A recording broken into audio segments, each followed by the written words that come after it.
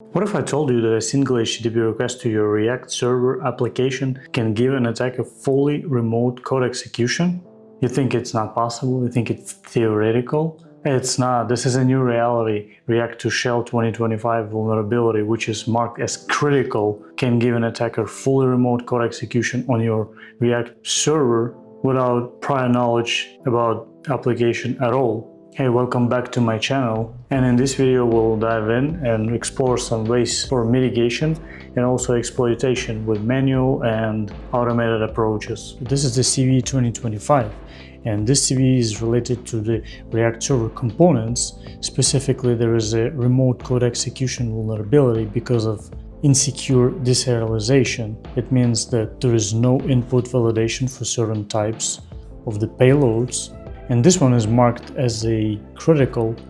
Critical means that whenever you're doing, you stop from doing it and you should go immediately and check what it's about and how you can fix this vulnerability, because this will give an attacker possibility to remotely execute code on your server. The easiest way, in my opinion, how you can test if your server is vulnerable, first of all, you can check it manually or using some automated commands available on the internet to see what type of packages you use and their versions. Additionally, there is the RSC security tool extension available for Chrome. This will give you the passive detection and the active fingerprint. And also this will allow you to exploit the vulnerability. In this case, there are some triggers that can be used. If we are not certain, we can start fingerprinting. It shows us why it might be vulnerable, and then we can simply click exec. And this is the exec ID response that you can get from any other scanner or whatever tool you have. This is just the Chrome extension for scanning it quickly. And this is the easiest one, in my opinion. So this is how it works. An attacker sends request which invokes the server action. And this is the malicious request. And the request is being serialized, and using the flight protocol is going to be deserialized, and the action is going to be executed. And the response from this action is going back to client, which is an attacker in this case scenario. And the crafted payload chains internal gadgets to create a promise-like object with an attacker-controlled then property. This is the then property. During deserialization, these promise-like objects are automatically resolved, which results in code execution.